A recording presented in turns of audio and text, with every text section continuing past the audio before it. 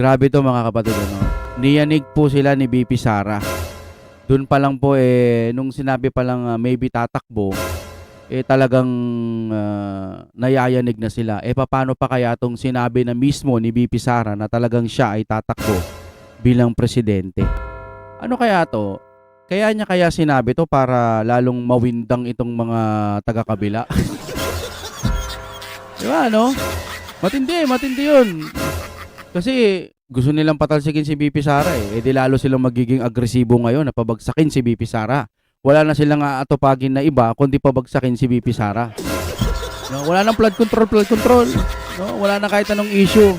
Basta puro si BP Sara na lang aatupagin nila hanggang mag-eleksyon. Nakakahiya, no?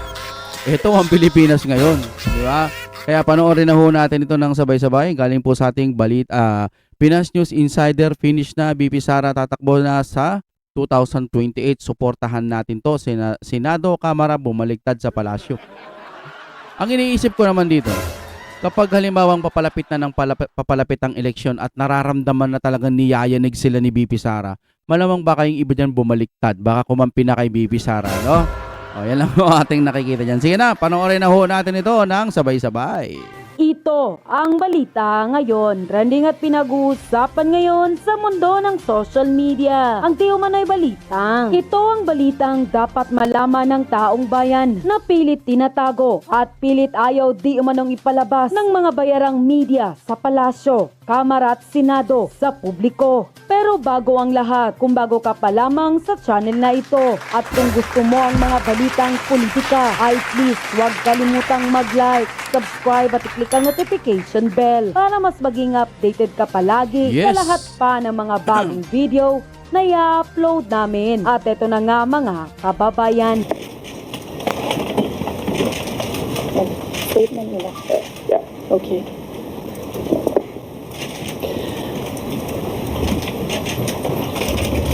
Assalamualaikum warahmatullahi wabarakatuh. Ba't kaya ang ganda pa rin ni BP Sara, no?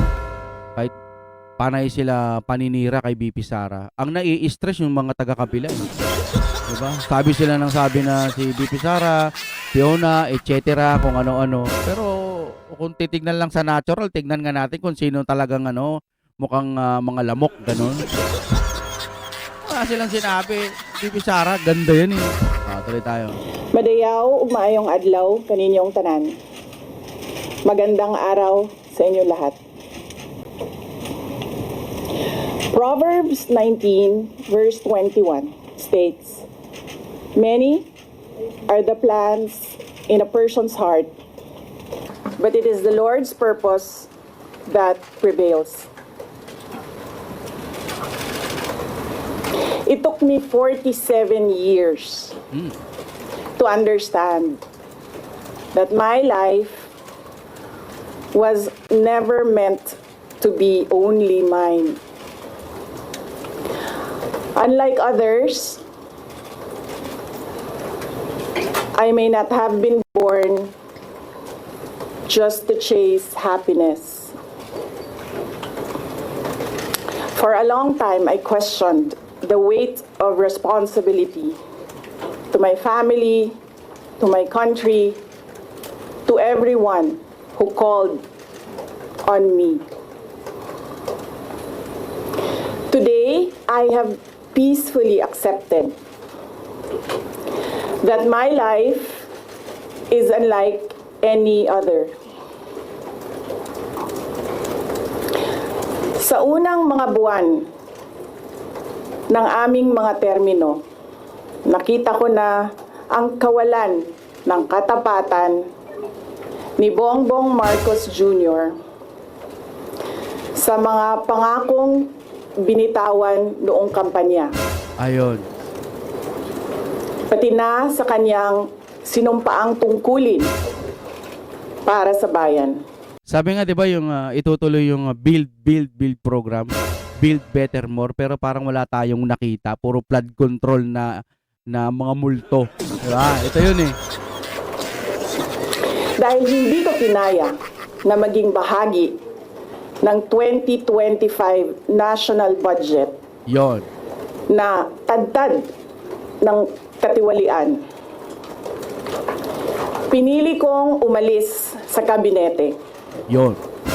kahit alam ko na mula pa noong 2023 Oh.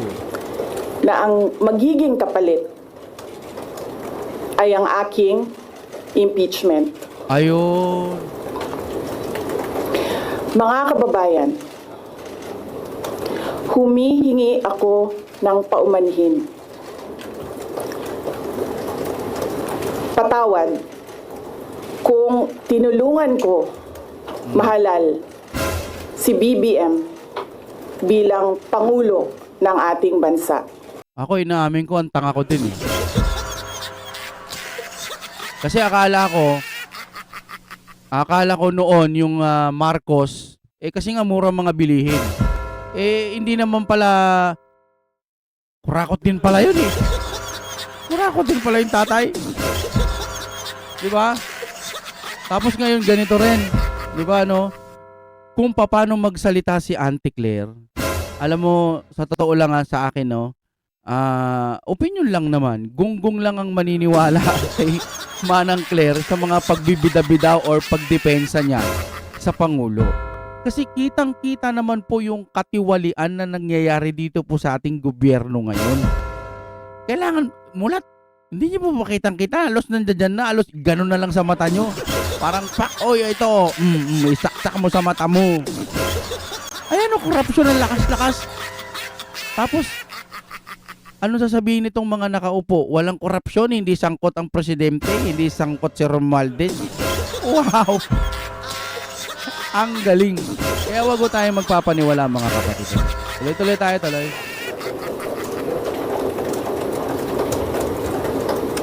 Patawad.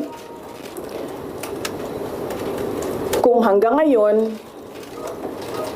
ay marami pa ring Pilipino ang nalulunod sa baha ng dahil sa malawakang korupsyon. Oh. Patawad.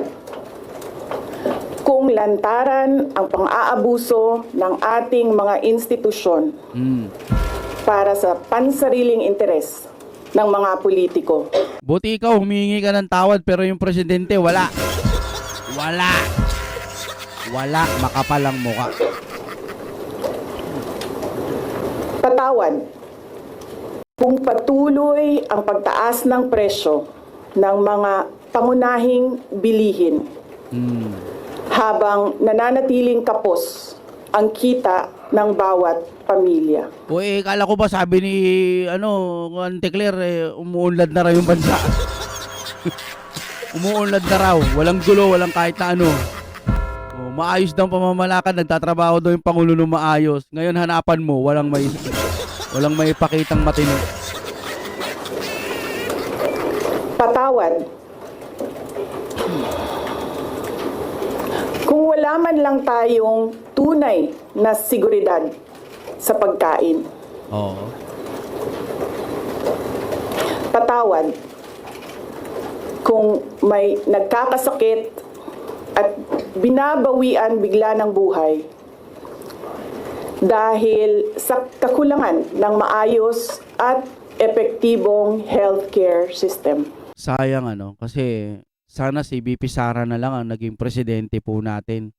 Hindi yung ganito na walang ginawa, kundi magpa-press conference, turo dito, turo doon.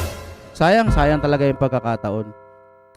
Kung tatakbo man si VP Sara, hindi rin natin sigurado kung mananalo kasi nga baka dayain lang din siya. Yun lang, para sa akin, baka dayain at gumawa sila ng mga magic. Sana lang po pag dumating time na eleksyon, yung mga taga-kabila na talagang solidong sumisip-sip sa mga daliri ng kamay ng mga taong madudumi. Sana magsibaligtaran sila at kumampi lahat kay VP Sara at aminin lahat ang totoo na ginagamit lang sila ng administrasyon ngayon. Sa tingin ko lang, ito yung opinion lang, nabivision ko lang ito na baka may posibleng mga bumaliktad. Pero alam nyo, nangihinayang ako sa pag-stop ng taon ng sana pa-asenso na tayo. Kaso binubudol-budol tayo. Ginanito lang tayo. Hindi ako kailanman natakot Yun. sa pagsira nila sa pangalan ko. O, tapos sila ma'am, takot na takot. Takot na takot sila kasi nga, pagka ikaw ang naupo, wipe out lahat ng mga magnanakaw. Sana po ipatupad nyo yung bitay, tas unahin nyo lahat ng mga magnanakaw ng mga bilyon, trilyon. No? Pitayin lahat ng mga masasamang nilalang na nabubuhay dito sa Philippines. Yung mga, unahin yung mga magnanakaw. Ngunit, may takot ako para sa ating mga anak. Oo, kasi yung kalalakihan nila, no, magiging pangit eh. May takot ako para sa susunod na henerasyon. Tama. May takot ako para sa mga kababayan nating walang bahay sa ibang bansa. Walang pangalawang pasaporte. Walang ibang matatakbuhan kundi ang Pilipinas. Kahit ito'y patuloy na nalulugmok sa kahirapan. Na ako'y kahadlok, nga moabot ang adlaw na dawaton na lang nato ang kapobrihon, isip, kapalaran. Nga maanad na ta sa sayop, nga mawad-an na lang ta og paglaom. Og labaw sa tanan na ako'y kahadlok,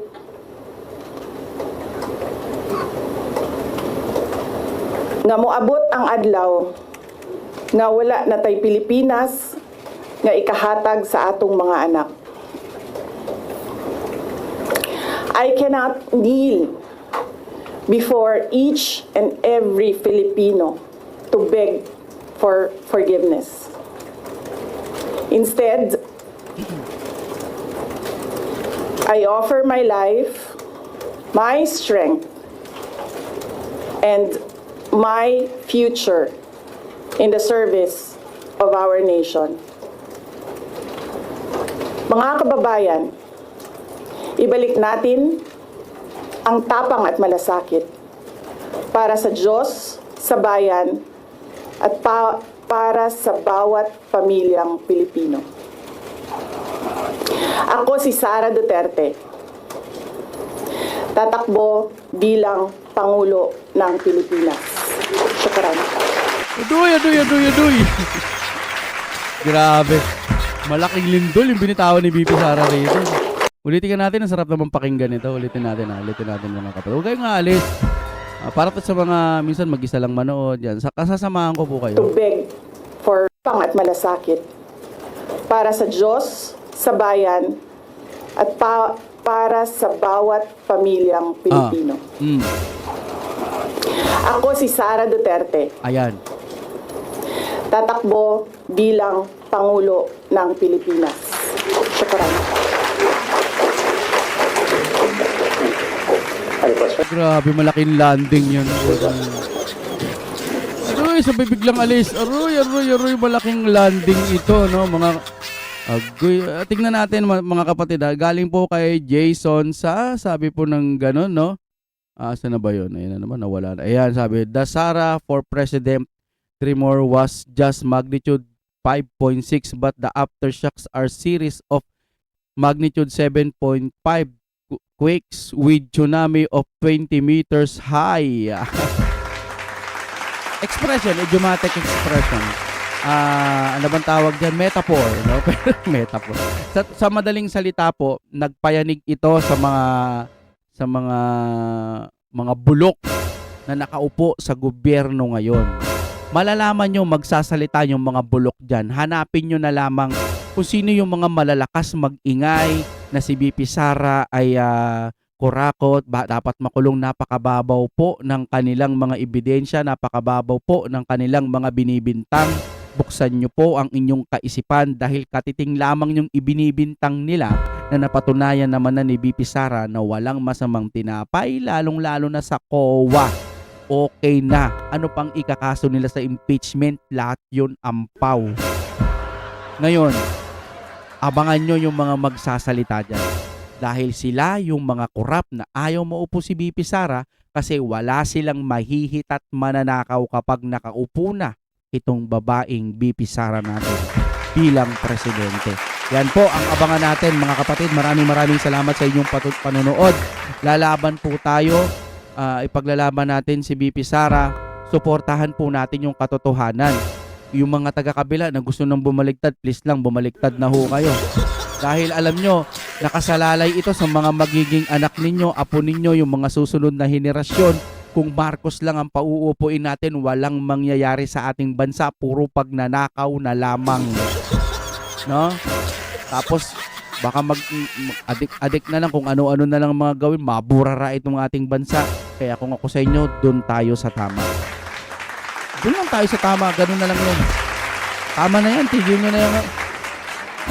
Tigil nyo na yan, magkaisa na po tayo para sa Pilipinas. Sa lahat po ng mga magnanakaw na nasa gobyerno, kayo po dapat mabulok yung mga buto-buto ninyo, magkaroon kayo ng mga sakit. Ay hindi, bahala na Diyos sa kanila, no?